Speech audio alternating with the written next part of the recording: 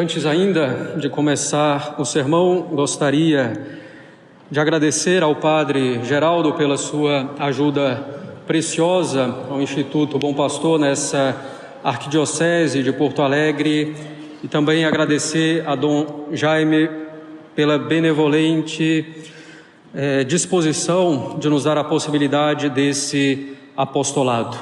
Peço que tenham sempre em suas intenções de oração esse apostolado, em particular o Instituto Bom Pastor, de modo geral, com seus padres e seminaristas, em particular, orações pelo Padre Ivan, peço também por mim, como superior da América Latina. E, claro, orações pela Arquidiocese e também pelo Padre Geraldo. Em nome do Pai, do Filho e do Espírito Santo. Amém. Ave Maria, cheia de graça, o Senhor é convosco. Bendita sois vós entre as mulheres, bendito é o fruto do vosso ventre, Jesus.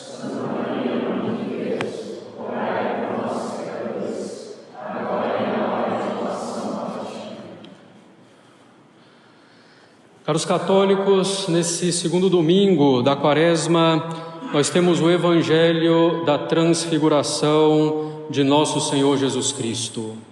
Entendamos rapidamente o contexto da Transfiguração.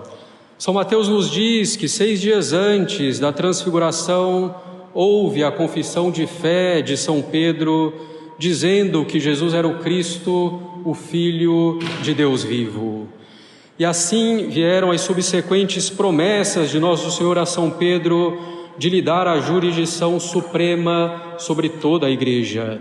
O que será feito após a ressurreição, quando Nosso Senhor manda que São Pedro apacente seus cordeiros e suas ovelhas. Após esse acontecimento da confissão de São Pedro, Nosso Senhor começa a insistir muito sobre o fato de que deve padecer muitas coisas e morrer para ressuscitar no terceiro dia. Diante disso, São Pedro diz que Deus não permita tal coisa e que isso não ocorra. Nosso Senhor o repreende, dizendo que São Pedro não tem a sabedoria de Deus, mas a sabedoria dos homens. E Nosso Senhor continua falando da sua paixão e do sofrimento daqueles que devem segui-lo. É nessa ocasião que o Salvador profere as belas palavras que devemos sempre ter muito bem impressas na nossa alma. Se alguém quer vir após mim, negue-se a si mesmo, tome a sua cruz e siga-me, porque o que quiser salvar a sua vida, perdê-la, e o que perder a sua vida por amor de mim, achá-la. Pois que aproveitaria um homem ganhar todo o mundo se vier a perder a sua alma? O que daria um homem em troca da sua alma? Essas palavras de Nosso Senhor mostram o sofrimento, a cruz, as renúncias que deve fazer aquele que quer realmente segui-lo. Depois que Nosso Senhor insiste nisso, é que nós temos a transfiguração, isto é, Nosso Senhor mostrando a sua glória para 3 dos apóstolos, São Pedro, São João e São Tiago. Nosso Senhor se transfigura diante deles para consolá-los um pouco, para evitar que se escandalizem quando chegar o momento de sua paixão e morte na cruz. Diante de Nosso Senhor transfigurado, junto com Moisés e Elias, São Pedro diz: Senhor, é bom nós estarmos aqui. Se queres, farei aqui 3 tabernáculos, um para ti, um para Moisés e um para Elias. É evidente que é bom estar ali contemplando Nosso Senhor e toda a história da salvação, incluindo o Antigo Testamento, significado na presença de Moisés e de Elias. Todavia, não é essa a vontade de Deus para São Pedro. Nosso Senhor acabou de falar da cruz, dos sofrimentos, das renúncias. Tudo isso necessário para que se alcance o céu, e São Pedro quer ficar ali contemplando Nosso Senhor transfigurado. É bom, é agradável mas não é a vontade de Deus naquele momento. Não é essa a obrigação de São Pedro naquele momento, não é esse o dever de Estado dele. Isso nos acontece muito, caros católicos. Queremos muitas vezes algo que é bom, que é louvável, mas que não é a vontade de Deus para nós naquele momento.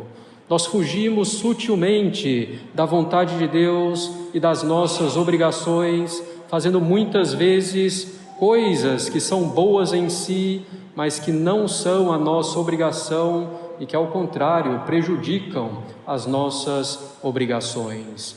Infelizmente, essa fuga é muito comum. Sempre encontramos algum pretexto para fugir das nossas obrigações ou de muitas delas. Assim, por exemplo, um pai de família tem a obrigação de cuidar dos filhos, de procurar seriamente o sustento para a sua família, mas ele vai ser tentado a pensar que a santidade está em se aprofundar muito em questões espinhosas de teologia ou em questões políticas, o que o leva a negligenciar as suas obrigações com a sua família. Obrigações que são às vezes muito simples, como trocar uma lâmpada, colocar o lixo para fora da casa ou ensinar matemática ao filho, que seja.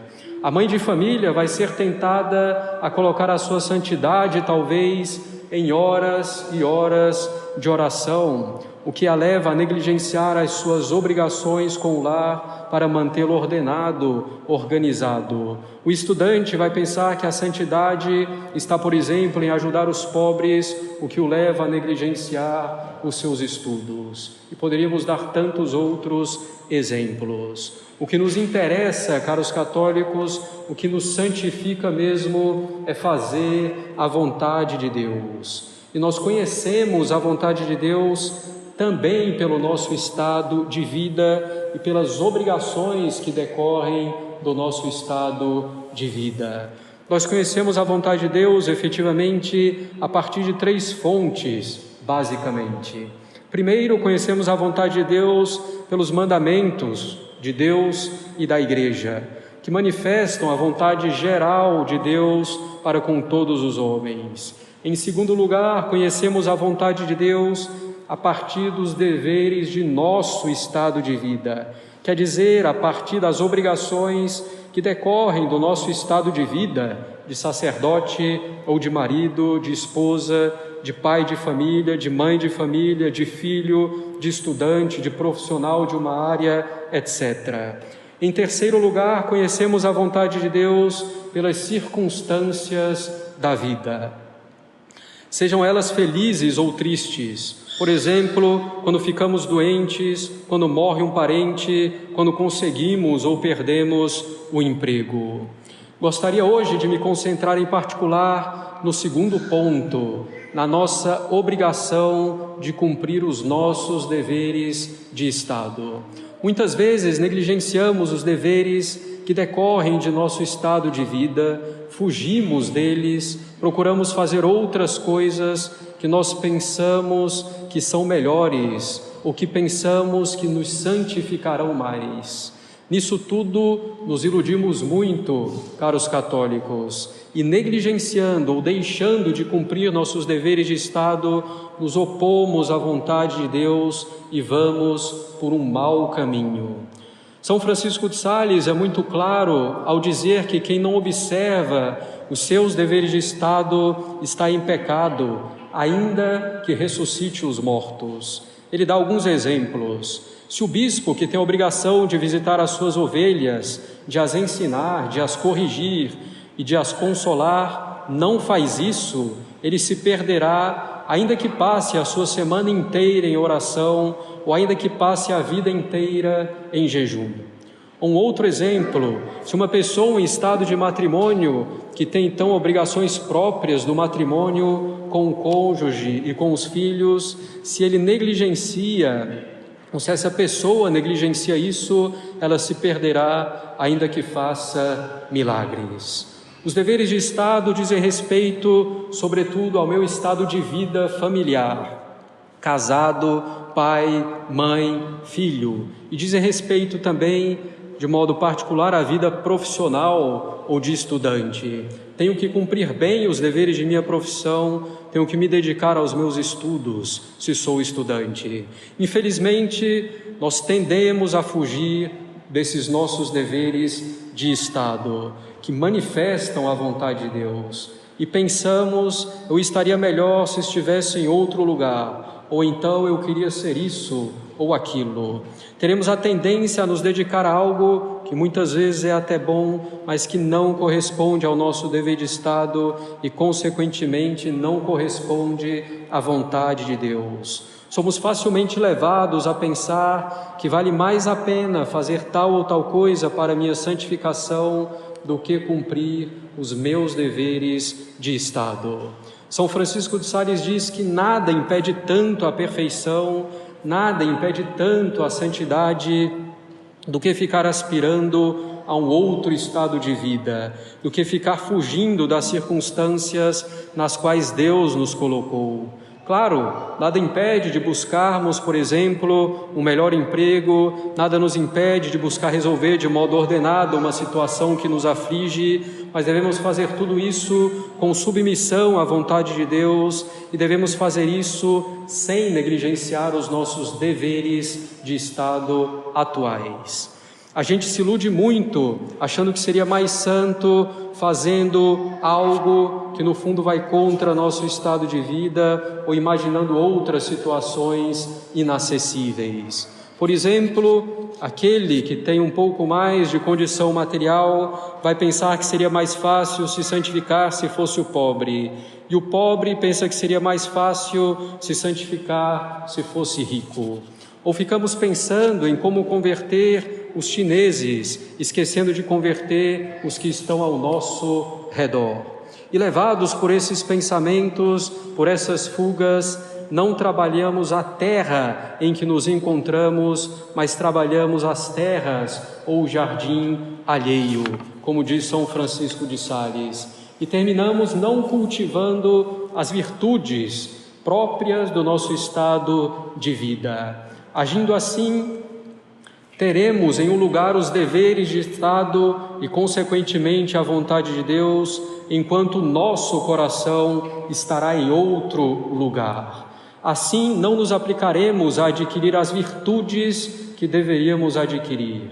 No fundo, é porque queremos ser santos do nosso jeito. Queremos ser santos como nós queremos e não do jeito de Deus ou como Deus quer que sejamos santos.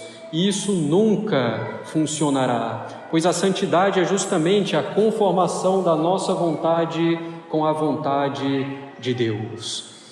Isso se faz, essa conformação, eminentemente pelo cumprimento de nossos deveres de Estado. Jamais, caros católicos, jamais devemos ter o nosso dever em um lugar e o nosso coração em outro. Nosso coração, isto é, nossa vontade, nosso amor deve estar no cumprimento dos nossos deveres de Estado. Às vezes, somos pássaros que voam alto pelos desejos na oração, mas que se esquecem de cuidar do próprio ninho.